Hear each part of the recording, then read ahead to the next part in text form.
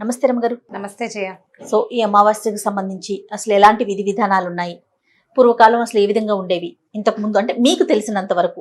గ్రహణం వస్తే ఏమిటి పచ్చళ్ళు, ఉప్పు, ఊరగాయలు వాటన్నిటి మీద దర్భలు వేసుకునేవాళ్ళు. తర్వాత ఏమో గ్రహణ కాలంలో జపం చేసుకునేవాళ్ళు, తర్పణాలు విడిచేవాళ్ళు, పట్టు స్నానం విడుపు స్నానం చేసేవాళ్ళు. తొందరగా అంటే గ్రహణం వేళకి ముందే ఆహారం అరిగిపోవాలనేది సాధారణ నియమం, ఎవరైనా చేసేదే. మధ్యాహ్నపు వంట పొద్దున్న చేసి పెట్టుకోకూడదు. పొద్దున్నే ఏదైనా బ్రేక్ఫాస్ట్ చేసుకుని తినడం. ఉండగలిగే వాళ్ళు ఉంటారు, లేని వాళ్ళు ఏ రాగి మాల్టో తాగి ఏదైనా ఒక గ్లాస్ పాలు తాగి కాస్త ఏదైనా తిని ఆగుతారు. అక్కడి నుంచి గ్రహణం మొదలయ్యేసరికల్లా పట్టు స్నానం చేస్తారు.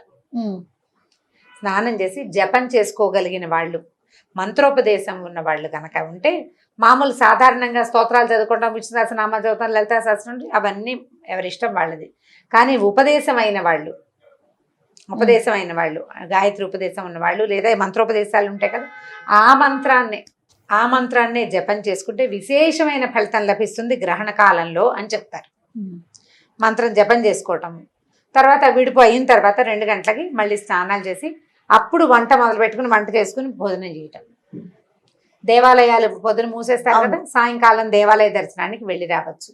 ఆ సాయంత్రం ఈ 2 గంటల తర్వాత స్నానం చేసి వంట చేసుకుంటాం కదా, దేవుడికి ఏదైనా బెల్లంతో పరమాన్నం లాంటిది వండి భగవంతుడికి నైవేద్యం పెట్టుకోవచ్చు మన ఇంట్లో పద్ధతులను బట్టి. ఇప్పుడు ఇవన్నీ ఎవరి విధానాలు వాళ్ళవి. ఈ గ్రహణ కాలంలో దానాలు చేయాలని చెప్తారు, రకరకాల దానాలు. ఆవుకి దానం చేయటం, సూర్యుడికి గోధుమలు చెప్తారు నవగ్రహాల్లో ఒక్కొక్క గ్రహానికి ఒక్కొక్క ధాన్యం చెప్తారు. అవునండి. అందుకని పొద్దున గోధుమ పాయసం చేసి మనం నైవేద్యం పెట్టుకుని బ్రేక్ఫాస్ట్ చేసుకోవచ్చు. లేదా గోధుమ పిండితోటి చపాతీలు చేసి ఆవులకి పెట్టచ్చు. ఇది ఒక దానం పద్ధతి, దాన ప్రక్రియ.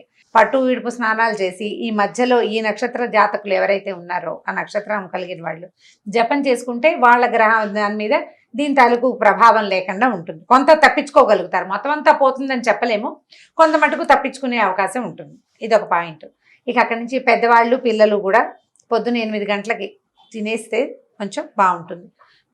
అన్నం అరిగిపోతుంది. పిల్లల్ని అన్ని గంటలు ఆపలేమంటే 9:30 వరకు కూడా పర్వాలేదుట. పిల్లల ఆహారం ఎంత, వాళ్ళ పసిపిల్లలకి పెట్టకుండా ఎలా కుదురుతుంది? వాడు 9:30 కూడా పిల్లలకి పాలు ఇవ్వచ్చు, ఏం పర్వాలేదు. పిల్లడికి పాలు ఇవ్వాల్సి వచ్చి మరీ పసిబిడ్డలకి అంత నియమం లేదు. వృద్ధులకి, తర్వాత షుగర్ టాబ్లెట్లు వేసుకునే వాళ్ళకి అంత నియమం లేదు. కానీ మరి తప్పదు కదా వాళ్ళ ఆరోగ్యాల దృష్ట్యా. వీళ్ళని ఎండకి వాకిలికి ఎక్స్పోజ్ కానివ్వకుండా చల్లగా చీకటిగా ఉండే వాతావరణంలో ఉంచుకోవాలి. సూర్యుడి తాలూకు ఏ పొడ సోకకుండా ఉంచుకుంటే వీళ్ళు ఏదైనా తీసుకున్నా పర్వాలేదు. ఊరగాయలు, ఉప్పు, పసుపు, తర్వాత కారం, చింతపండు, తర్వాత పాలు, పెరుగు, వాటన్నిటికీ దర్భలు తలా ఒక ముక్క వేసుకోవటం. మా వాళ్ళు అయితే ఒకళ్ళు చెప్తారు, మేడ మీద దర్భలు వేసేస్తే దాని ఎఫెక్ట్ మనకి రాదని. దర్భగడ్డి రివర్స్ చేస్తుందట, అతి నీలలోహిత కిరణాలని రివర్స్ చేస్తుందని నమ్మకం. ఓకే, అదొక పంద. తర్వాత ఏం చేయాలి, ఇది విడిచిన తర్వాత కొద్దిగా పసుపు నీళ్ళు చల్లుకుని ఇల్లంతా తుడుచుకోవటం, వాకిలు కడుక్కోవటం, అది చేయాలి. కాస్త పేడకళ్ళాపు చల్లటాలు, ఊళ్ళలో అయితే పేడకళ్ళాపులు అవి చల్లుకుంటారు. మిట్ట మధ్యాహ్నం కదా అని అనుమానం పడక్కర్లేదు. గ్రహణం విడిచిన తర్వాత ఇల్లు శుభ్రం చేసుకుని విడుపు స్నానం చేసి ఆ వంట చేసుకోవటం. ఈ 2 స్నానాలు చేయలేమండి, మా వల్ల కాదు, మా ఓపిక లేదు పెద్దవాళ్ళు అంటే విడుపు స్నానమే చేయండి. దాని ఎఫెక్ట్ మన మీద లేకుండా పోతుంది. తలారా స్నానం చేయటం అంతే.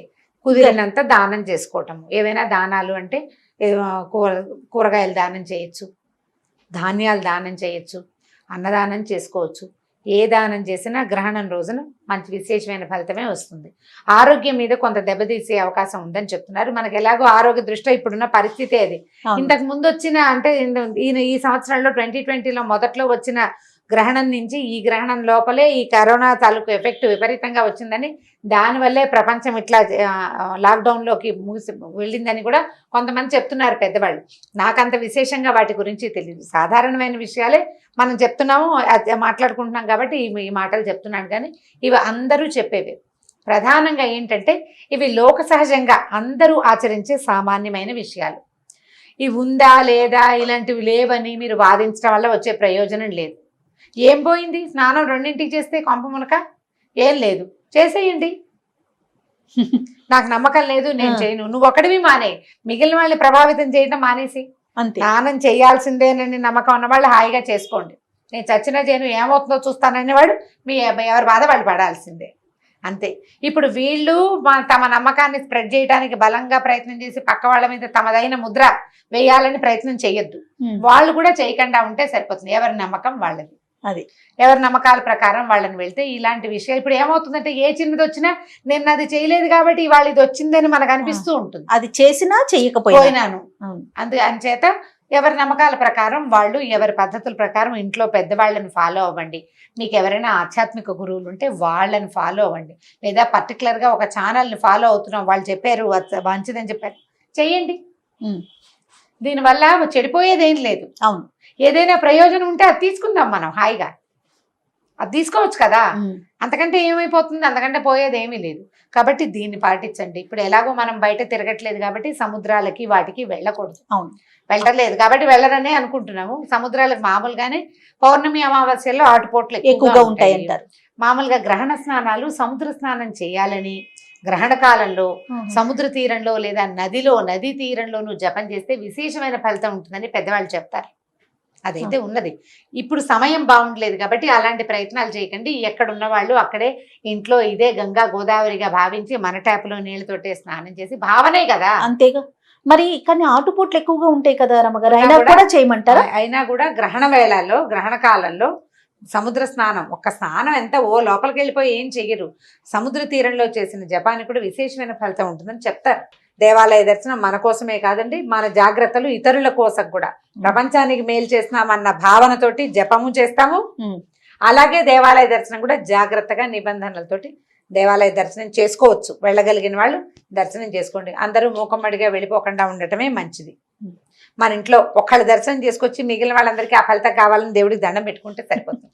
ఇంటిల్లి పాది వెళ్ళిపోకుండా, పిల్లల్ని పెద్దవాళ్ళని దేవాలయాలకి తీసుకెళ్ళిపోకండి. ఇంట్లోనే మనకు దేవాలయం, వెంకటేశ్వర స్వామి మనం ఎక్కడుంటే అక్కడే మనకు పలుకుతాడు.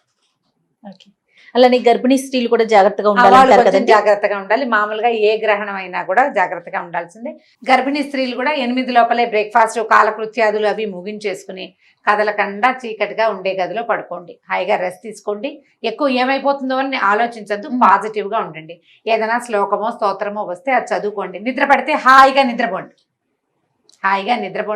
ఆరోగ్యంగా ధైర్యంగా ఉందామన్న భావనతోటి ఉండండి, ఏం పర్వాలేదు.